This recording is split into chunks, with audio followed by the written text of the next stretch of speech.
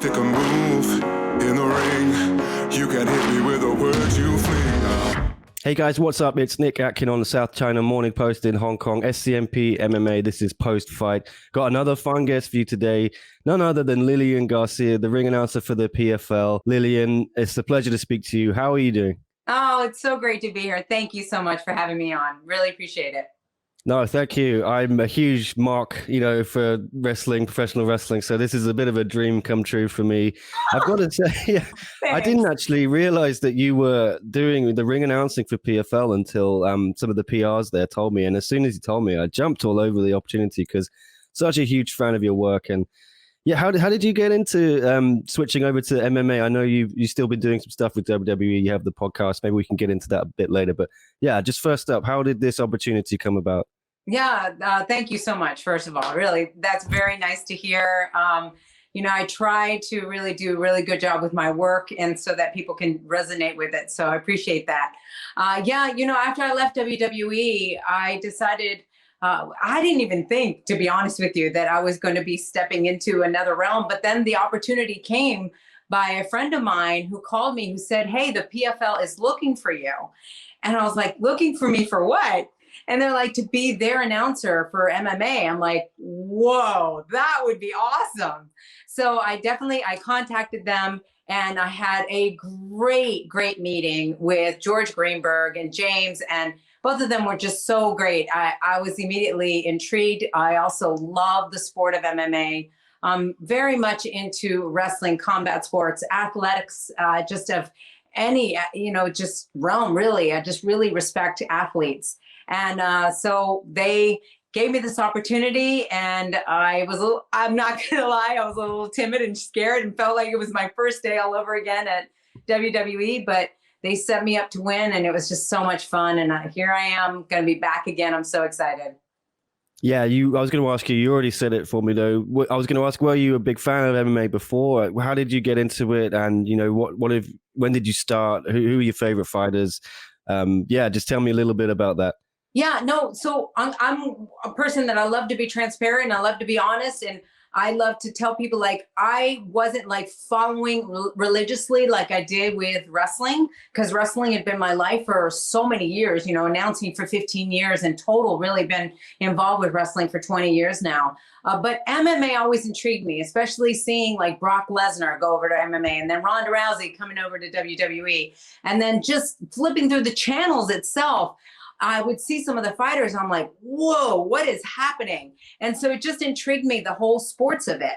Now, with MMA, I always thought, God, these guys are out there to like just kill themselves, kill each other.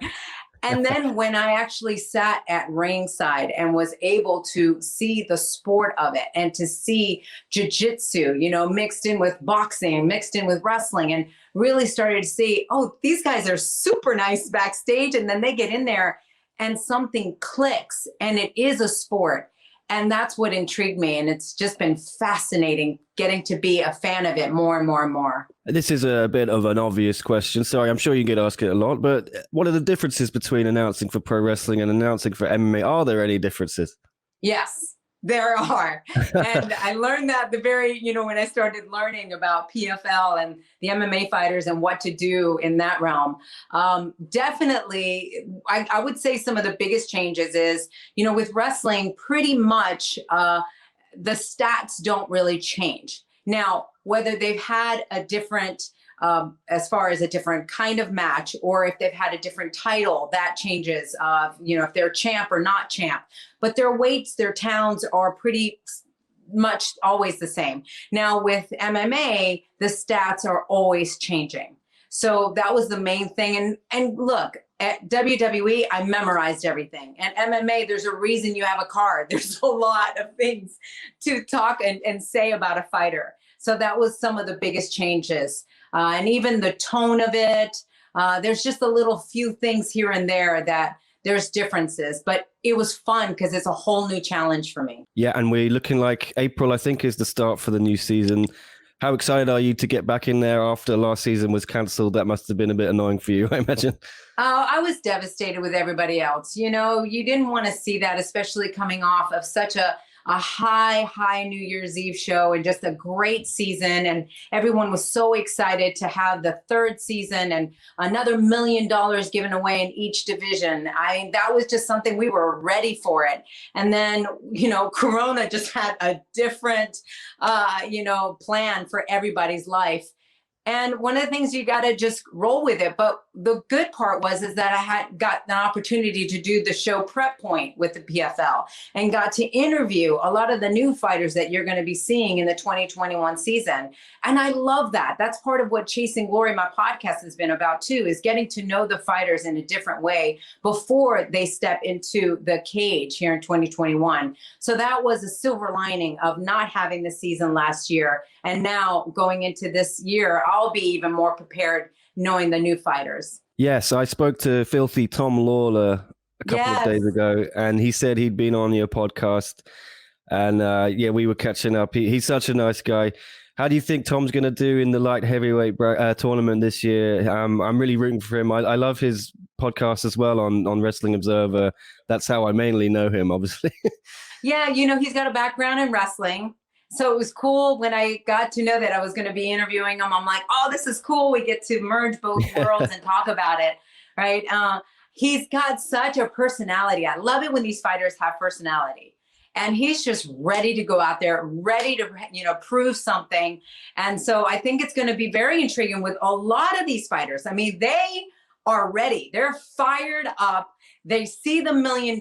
They see the opportunity that the PFL is offering them, and they want to seize it. And so I think this year is going to be sparks, especially because of 2020 not happening. Now in 2021, all of a sudden they've been waiting a whole nother year for this. So there's going to be fire from day one. It's going to be so much fun to see. I can't wait as well. But tell me a little bit more about the podcasting. I know you also have some work with WWE still on the network. How is it all separated? Because you have MMA fighters as well, and then wrestlers. Are they all in the same place or different shows? Okay, so with Chasing Glory, I started it with the WWE superstars because that was my backyard. Through the years of doing that, because I've been doing it for 4 years now. So through the years, I started putting other entertainers, other wellness coaches, other singers, and other athletes, MMA fighters. So I really was trying to get a lot of different people's Chasing Glory story. And then when the 2020 season didn't happen, the PFL offered me an opportunity to do the show Prep Point. So that was different. And we exclusively just did MMA fighters that are going to be on the new season of 2021 PFL. So we did that with Prep Point. Then WWE contacted me about putting Chasing Glory on their network. So we signed on to do season 1, which was 10 episodes. And so we just finished doing season 1. Now it's funny, I've been doing the show for 4 years now, and we're talking about season 1. But season 1 on the WWE network. So we just finished doing that. That was exclusive to more of the WWE superstars. And now with Chasing Glory, as we'll continue, we'll be doing, again, more different athletes, more entertainers, and just, I'm just taking it day by day. As opportunities come, I'm always open, and I tell people to do that. Don't think it always has to look one way. Just seize the opportunities that come your way and just get excited and roll with it. Yeah, you have such a huge fan base. You clearly left such a huge mark in the world of professional wrestling. Do you find a lot of these fans have followed you over to MMA? Has there been a crossover there? Yeah, actually, there's been a lot of the fans that have said they've never watched MMA. They're like, wow, you're announcing there? I have to see. I have to check it out. And now that when they've checked it out, they're all sending me texts going, oh, my God, I absolutely love this, or tweets or, messages on Instagram. They're like, this is so cool. And what they love is that the PFL has got that format that's so easy to follow, because it is kind of like football, right? You've got the regular season, you've got the playoffs, and then the championship.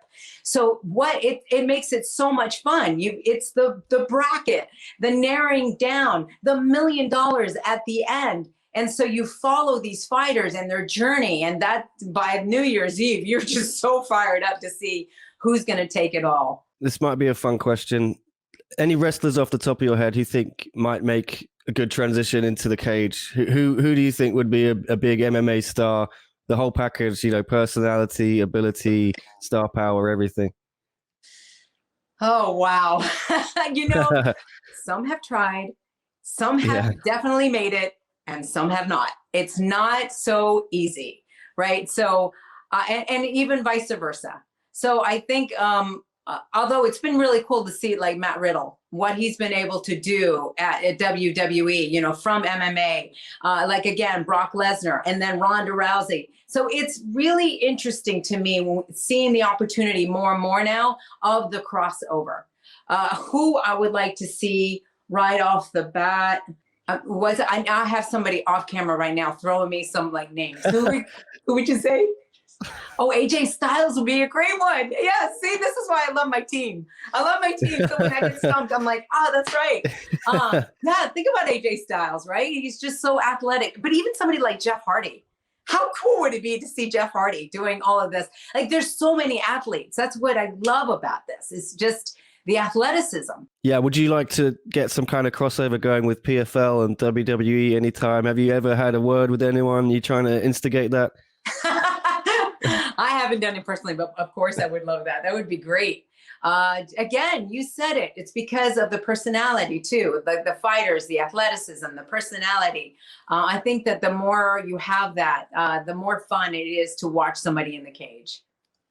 And yeah, I've just got to ask, I think you get this question a lot. Just some of your favorite memories off the top of your head from your time in wrestling. So many. Yeah, I know. Just narrow it down.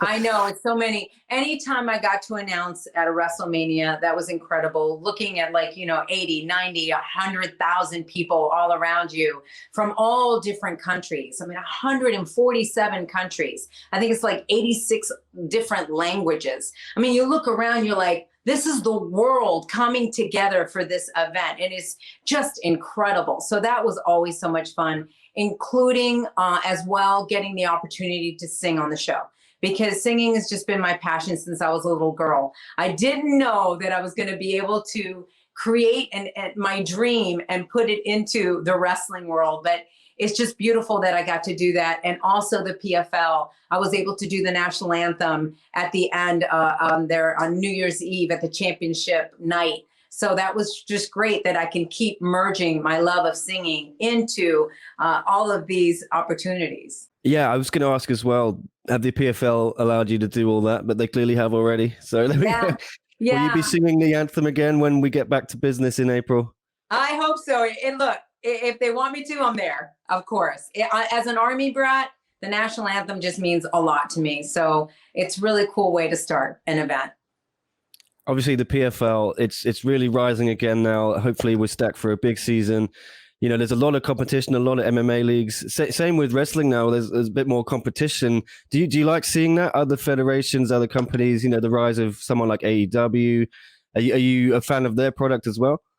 I would say competition is always good, no matter what. I think competition just makes you better. If you can just also create, I'm always one of these people that have good sportsmanship, just have good sportsmanship. And I think that that's what's happening. And it's also giving an opportunity for a lot of wrestlers that wouldn't have made it in the WWE to have somewhere else, or vice versa. Maybe they weren't, used or felt like WWE was their home and they can go somewhere else. So I think it's always good to have that. I don't see anything wrong with that. Yeah, and in a similar way, I think a lot of MMA fighters who maybe didn't have another place to go, they're now finding homes in other organizations, especially the PFL has been able to pick up some really huge names over this year, like Anthony Pettis, Fabricio Werdum, Clarissa Shields. Hope I'm not forgetting anyone. Who are you really excited about from these new signings? Is there anyone that you really can't wait to see in action? I never like to single out one person, because I got to tell you, especially doing Prep Point and getting to know their stories, they all have something very unique to bring to the ring or to that cage. And I got to say, I can't wait to see what they do bring to that cage. And I know it's more than just winning a championship. For a lot of these people, they have a lot to prove. It is their passion. It is years of blood, sweat, and tears. And they want to go out there and just leave it all on the mat. And that's what I can't wait to see what each and every one of them bring. Neither can I. Well, thank you, Lilian, so much. Just final question. What can we expect from that first show? What are you going to be bringing to the table?